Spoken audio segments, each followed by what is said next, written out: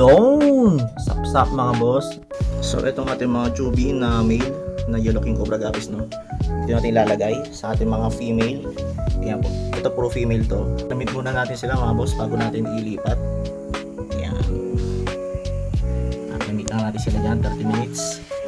Yun. Ito na pala mga boss, no? Yung may mga fry pa tsaka chubby na yellow king cobra gapis. So yun.